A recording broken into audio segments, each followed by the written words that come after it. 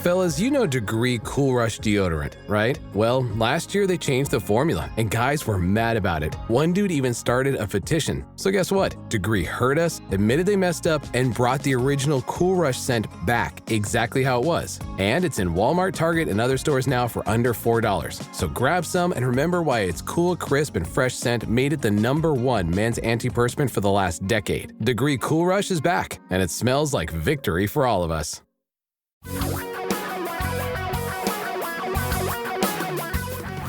Reality radio for a really great future. We're talking real money. Hi, look at this. 2 in a row. This is the second Talking Real Money / Sound Investing joint podcast starring Don McDonald, Paul Merriman, and Thomas C. Koch. Thank you for joining us. What a pleasure. And I've got a lot of feedback on this effort of ours. I think we're going to create some a lot of work for therapists. Yeah. And for executives at YouTube and Google. A lot of people have been asking me, Paul, about your comment on the first one about you didn't know why you were here. They compared it to Stockdale when he was running for vice president. I don't know if it's the same thing, but we'll go with it. It's the same problem. All right, just testing, finding out. That's all. Well, today we have a topic. We try to pick a topic among the three of us every week. And today's topic is, how do you pick funds to invest, in which to invest? How do you do that? But before we get to that topic, we have an important bulletin, a huge breaking news story that is breaking as we speak and record this on the 13th of May, 2021 at about noon Eastern time. As of this very moment. Yeah, must be important. Yes. Good. Yeah. It's important. Oh, my God. Somebody found a lot of money they owe me or something. Okay, over the weekend, we all have heard that Elon Musk single-handedly, with a 3-word sentence, destroyed the price of Dogecoin by saying, it's a hustle. And Dogecoin price immediately went, pew! Well, he doesn't realize the power he has. What he did yesterday is he came out and said, Tesla's no longer going to accept Bitcoin.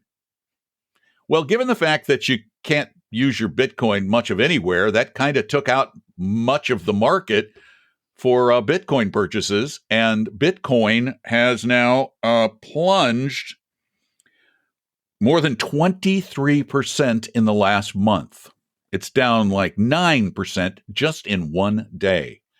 That means, just to put this in perspective, gentlemen, that means that if you were planning to buy a lovely self-driving Tesla Model Y a month ago, and you had your $61,000 to buy that, in essence, one Bitcoin, now you can just barely afford the basic Model 3 with the long-range package. So now you had to go down an entire model of car in just 1 week. And then to make it even worse, you can't even buy it with Bitcoin anymore. You know, there's a great lesson in this that not only applies to Bitcoin, but applies to the general process of investing. And that is that the price tomorrow, next week, next year, is going to be based on the unknown. It isn't today's information that drives the market. It's the unknown. And all of a sudden, when you have a surprise like that, because this was a coup for the Bitcoin people, the fact that they would use that with the Tesla. But the bottom line is an unexpected piece of information comes out, and it's amazing how fast the market responds. It's almost instantaneous now, Paul. Well, and I appreciate the fact that Mr. Musk isn't basing this on any economic situation, that this is because Bitcoin is not eco-friendly. So I appreciate his decision based on that, of course. And not to be cynical, but this is a great kickoff, I think, for our topic today, frankly, because when it comes to picking mutual funds or exchange-traded funds, people do have a tendency to want to get into the thing that has been successful lately, right? They have recency bias that says, I should be in X. Don has been on the Bitcoin cryptocurrency thing for a long time. because we don't think it makes sense for anybody to put their money into. That's totally good. I've always been scared of things that have done well lately because I'm going to steal this from you, Paul. I think you were the one who said the mountain goes like this, but then there is another side to that mountain. And generally, people have a tendency to start buying the things somewhere after the peak.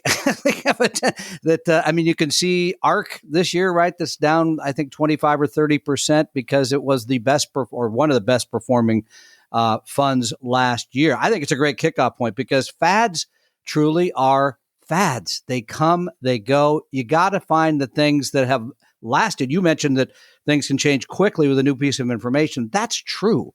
But stocks and bonds have, over the centuries, right, or longer, have been there as investments that continue. When you start veering off of that into these other areas or fads, that's where the trouble starts, in my mind. Well, I want to make a prediction. I'm going to make it right now, and we'll come back in a few years and see if I'm right. I predict that in 2 or 3 years, ARK will be forgotten. It will be a footnote in the history of mutual fund investing. It'll be one of those things that somebody down the road refers back to when there's another hot fund in the market. But that being said, there are 8,000 open-ended mutual funds in America, 7,900 and change. As of the end of 2020, there are over 2,200 exchange-traded funds, and the number of those is increasing dramatically. So now we're at almost, we're close to we're over 10,000 and pushing 11,000 investment options that are of a mutual fund style. So, Paul, how do you make sense out of that mess and pick something? Well, there are a whole bunch of things that make a difference. And one of the challenges that the three of us have is that it starts with what that individual investor is trying to achieve. So if we could make up an imaginary investor here, Don, are we talking about somebody who's looking for one fund to put in a portfolio, or are they building a portfolio of mutual funds? What's the setup? It's going to be both. Really, it's going to be both because you have people who are just getting started, putting their $25 or $50 a month away for hopefully their long-term future. And they're busy at work. They've got a family to raise. They don't want to sit around managing a portfolio. And then on the other hand, you've got those who have accumulated some wealth and they're going to need a portfolio. But I think the basic question is, how do you get the wheat from the chaff? I mean, there's a lot of chaff out there with 10,000 funds. I think it starts with knowing what asset class you're after when you buy that mutual fund or the ETF. The academics tell us that the biggest decision we make is going to be the asset class that we invest in. And so if an investor is looking for large companies or small or growth or value, U.S., international, there are so many to choose from. The question is, which one is going to, in fact, give them the highest probability of long-term success? And I don't think that is all that difficult. Well, but Tom, how would you even know where to begin? This is what I'm trying to get to, is the basics of this. How would you even know where to begin when you're going large companies, small companies, growth stocks, value stocks, internationals, U.S., active, passive, stockbroker sold, not sold by anybody? I'm confused. What if I'm sitting out here going, okay, I got a stockbroker who's telling me to buy an Invesco Oppenheimer fund, or I've got a stockbroker telling me to buy American funds, or I've got a life insurance guy telling me to buy this fund, or I've got a financial planner who's saying I should be invested in these funds. How do I know who to believe before I even get to that point? And it seems to me the starting point for most people is in their employer plan, right? They go to work, They're 22 years old. They've never saved anything. And now everybody's telling them, hey, right when you get started, you should say, I hope everybody's saying it. I certainly am. Start off setting something aside you're never going to use, right? And get that match, get that money going. So now you got this list of, in some cases it's 10 funds. In some cases it's 20. I think once, Paul, we looked at an airline, I think it was Delta, that had like 800. I was like, how in the world they pick from 800 funds?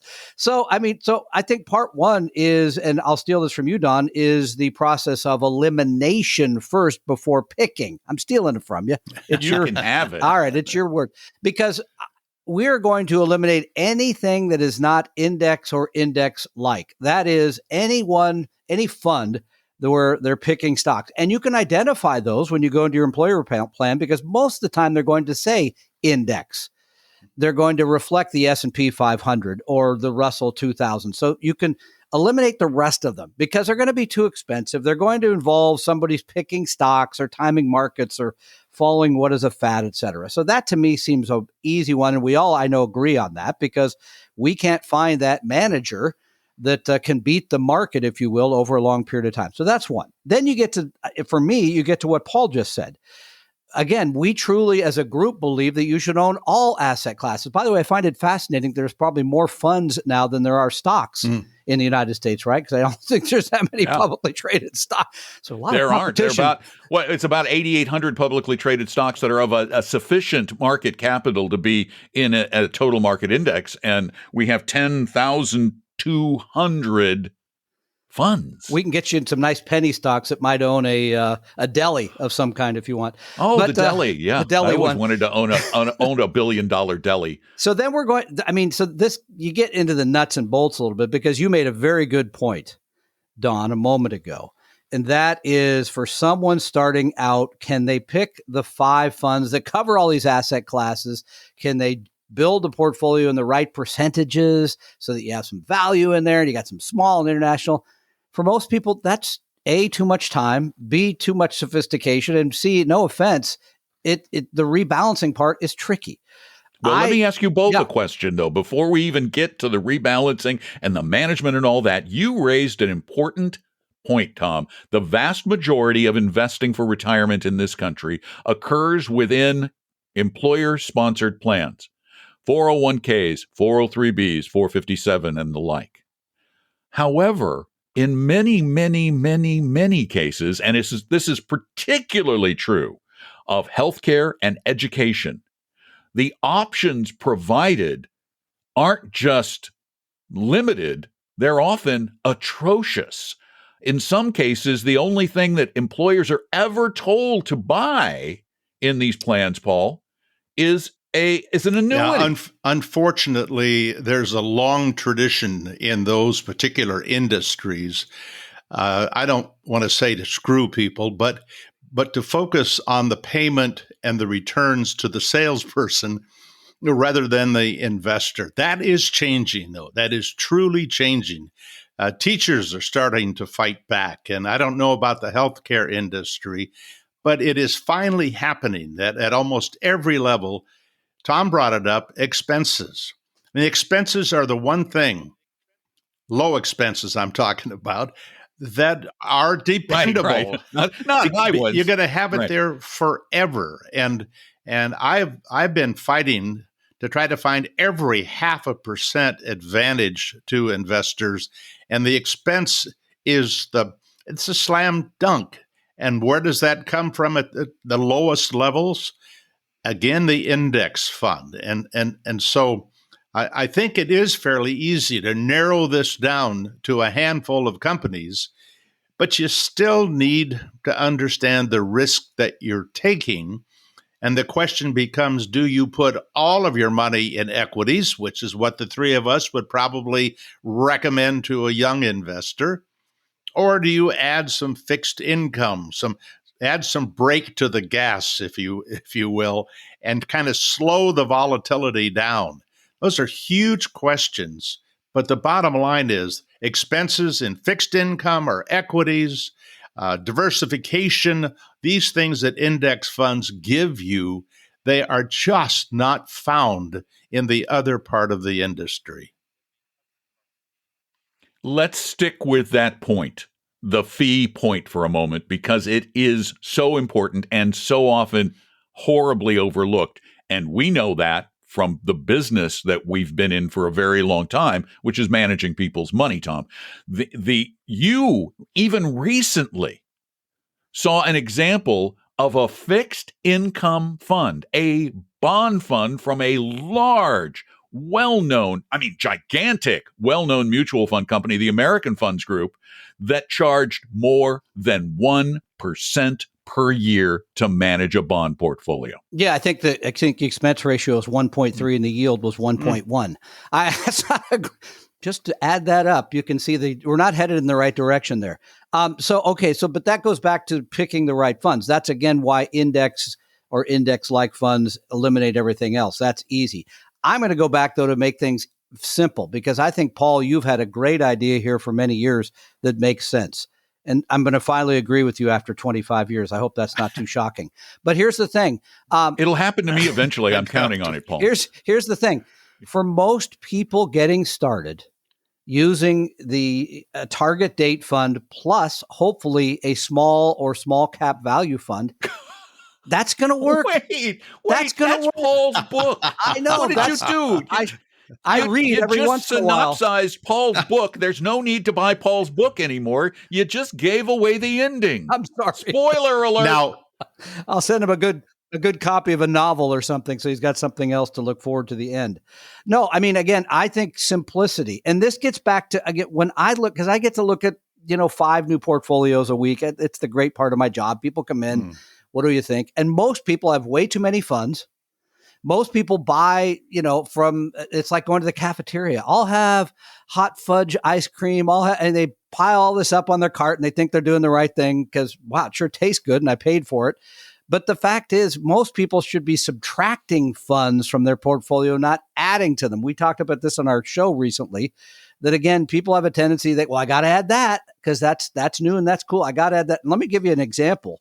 I think it's fascinating. And this just came out yesterday in an industry publication that the three of us are familiar with.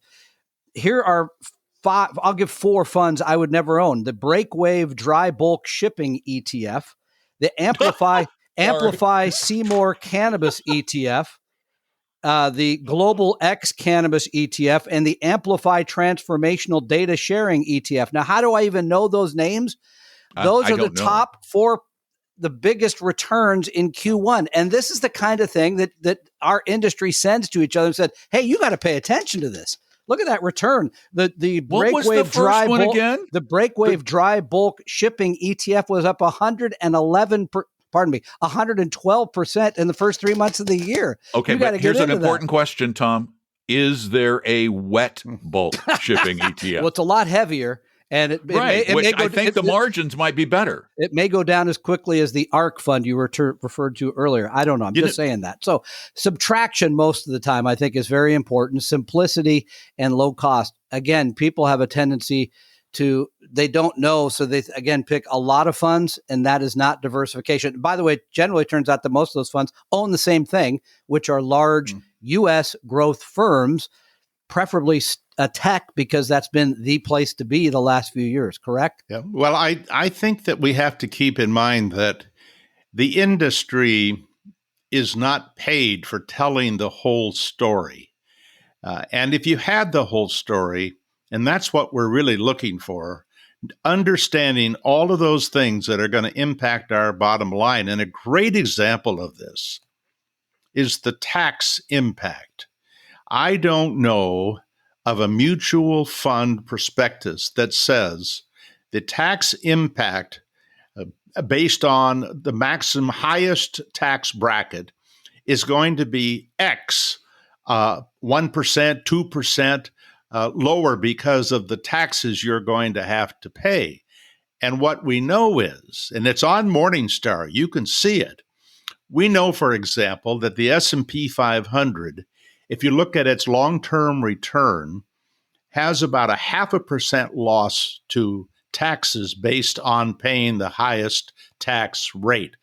On the other hand, the average mutual fund in the same category is 1.5% lost to taxes, which means a lot of funds out there are reporting their return like this is a great return without saying, but just make sure you understand that a lot of the money you're going to make on our fund, it's going to be taxed away.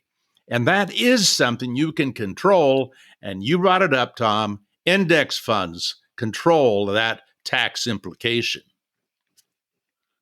Again, it seems, though, that we are coming back to the same issue. The thing that makes a great mutual fund is how much it saves you as opposed to how much it makes you. We're saying low fee funds will make you more money in aggregate than a comparable higher fee fund. Low tax implication funds will make you more money in aggregate than a higher tax implication fund. So shouldn't that maybe be where we put our focus when trying to pick a fund?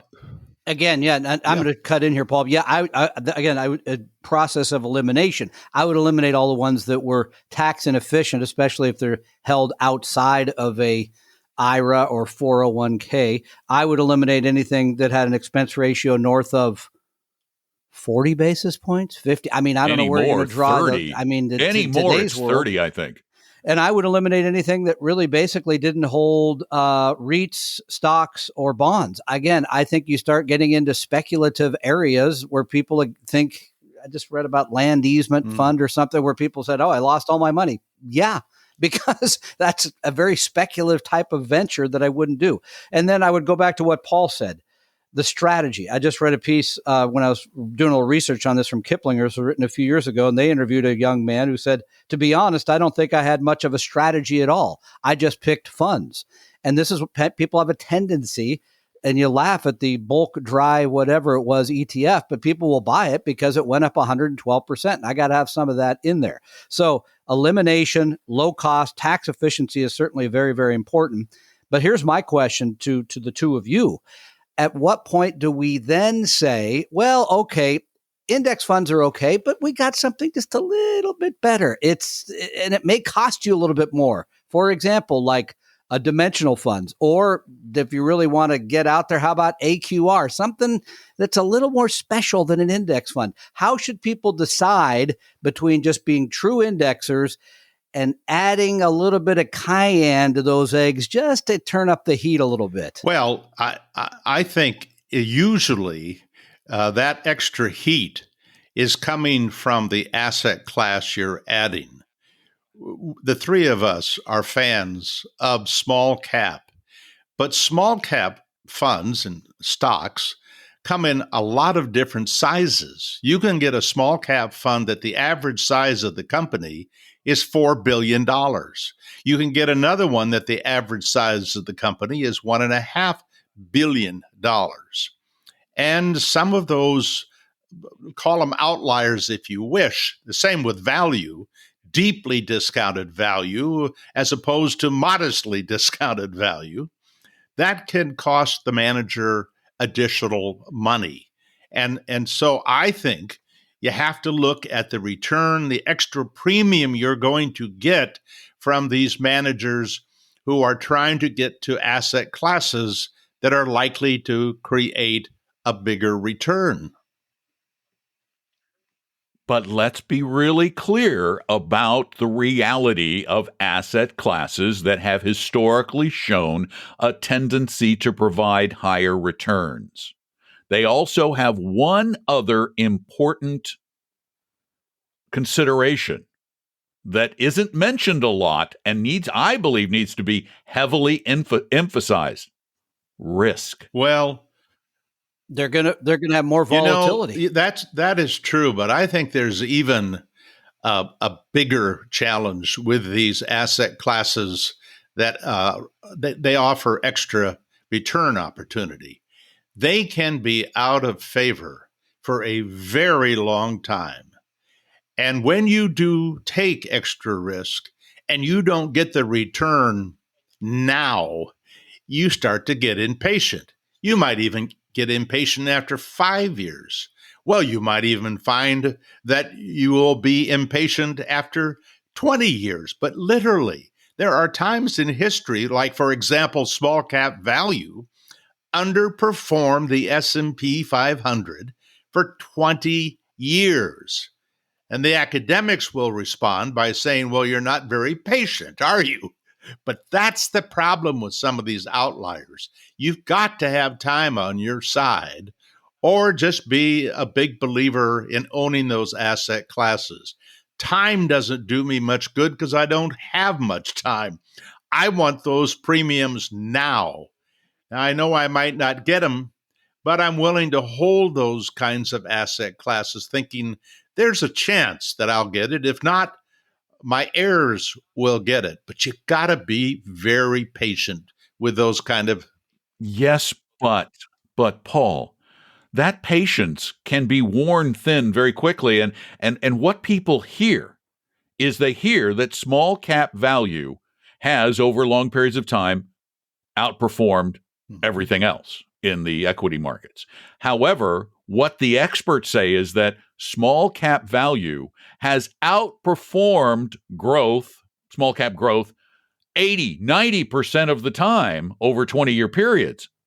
But that still leaves 10 where it doesn't. And that 10 is where people often actually find themselves. And how do you address that fear? Or should it be that we just leave that out entirely if there's that possibility we might panic in a 20-year time frame? I think it's a matter of how much you have in the portfolio, because we have recommended, and you have too, I'm sure, relatively small amounts of small cap value. In fact, in our book, we're talking millions. We do talk about taking a target date fund and adding just 10% small cap value. And that actually can be a life changer over a lifetime, and not so much that you feel like you're counting on one thing to get you where you're trying to go. And this always gets back to belief. What do you believe? Who do you believe? And at the end of the day, everybody has to decide. I mean, in some ways, and I know I'll make this political, it's got to be a Republican or Democrat in this country, right? Or some other small, but you got to know what you believe. If you truly believe that you can find somebody or have found somebody that can pick stocks and beat the market, I say, God bless you. That's great.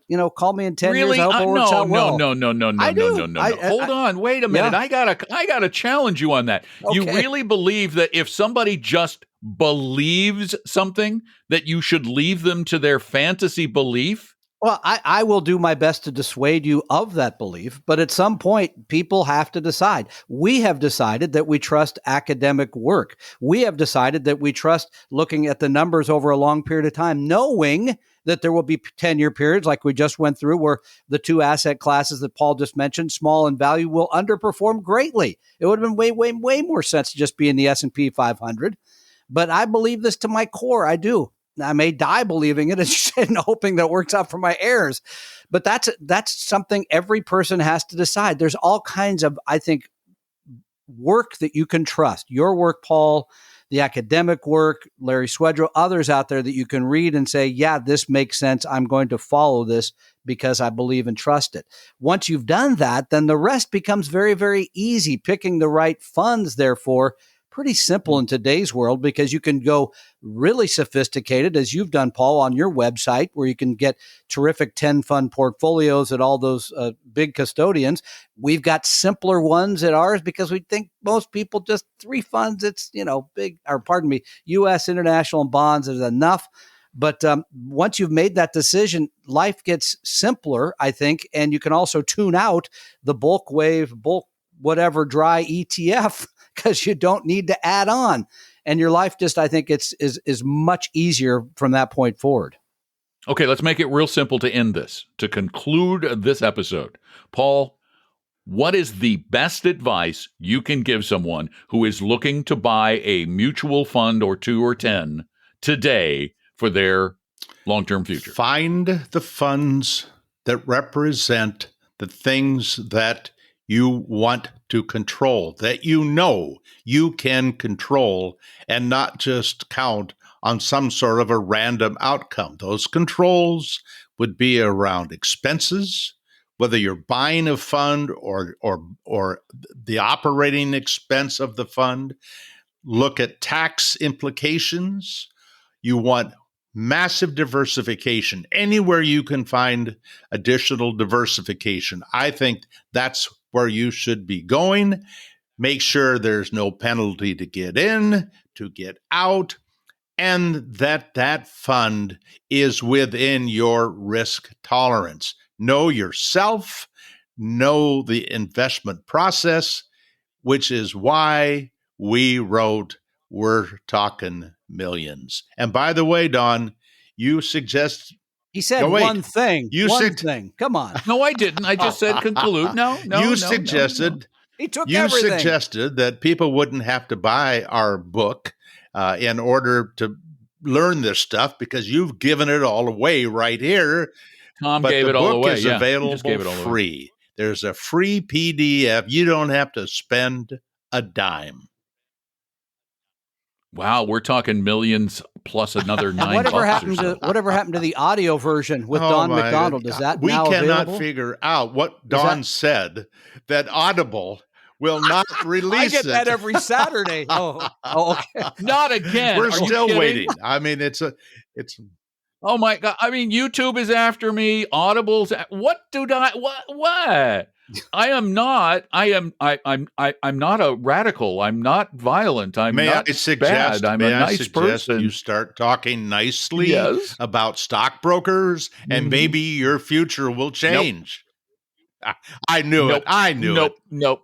Not gonna say nice things about stockbrokers or insurance agents who sell investment products. Never going to happen. Well, let me I'll give go you to my my let me give you grave. my It'll rules. say Don slammed stockbrokers and life insurance agents and never regretted it. Go ahead, Tom. Let me tell you the things that I see. Again, most of the time I see people that have too many funds, not too few. Most of the time, people have a huge bias to wanting to just invest in the United States because I live here, I know it, my parents lived here, et cetera, et cetera. Those two are the two biggest. And I will say about global diversification, yes, it has been far better to have all of your money invested in the United States the last 10 years. But my suggestion would go back and look at the 10 years prior to that. Go back and look at the 50 years prior to that. It's been better to be global. Number two around that. If you think it makes sense to focus on one country, you can easily go back and look at Japan in 1990.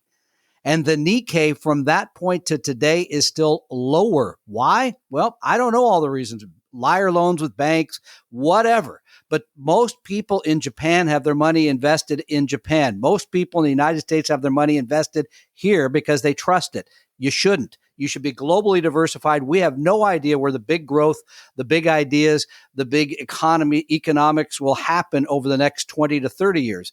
I'm spreading my money around. I love the United States, but most people do not do that. They should be globally invested from this point forward if you're not already. I'll put it that way.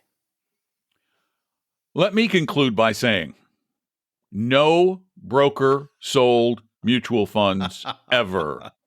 There goes the love, man. We'll never get that tape No out. A shares, no B shares, no C shares. Because when somebody tries to sell you a C share, that is a broker telling you the ultimate lie, pretending they sell no load funds in the shape of a fund that pays them a big fat commission.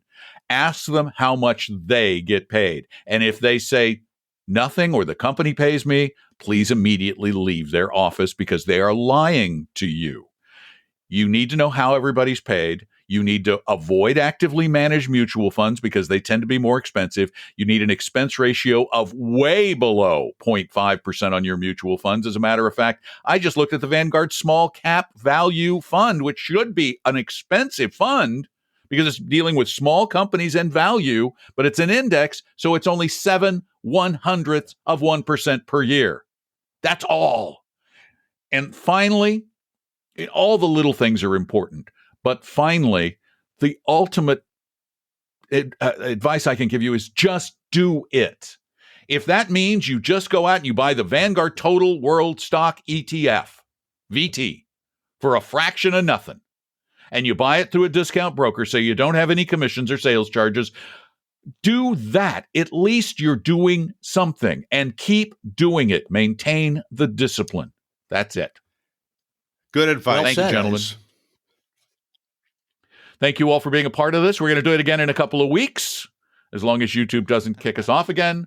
And I swear it was you guys, because, I usually get stuff up there. I think it was both of you. No, Paul gets stuff up there too. Oh, wait. Who's the one person who doesn't have a lot of... Uh-oh.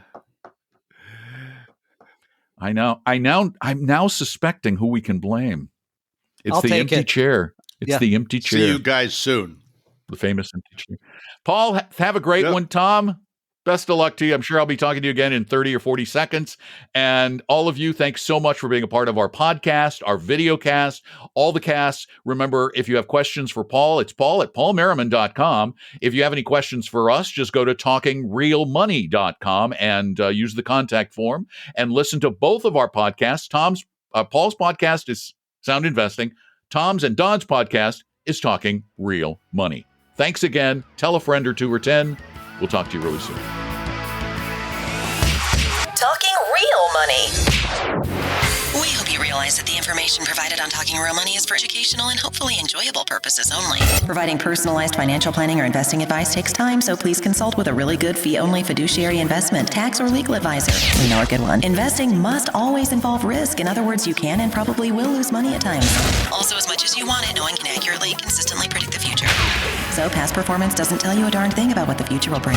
Unlike many other programs that say something similar, Talking Real Money is not trying to get you to buy or sell any financial products or securities. Instead, the program is provided as a public service by Vestry, a fee-only registered investment advisor. Thanks for listening, and please visit talkingrealmoney.com for more information and disclosures. Are we done now?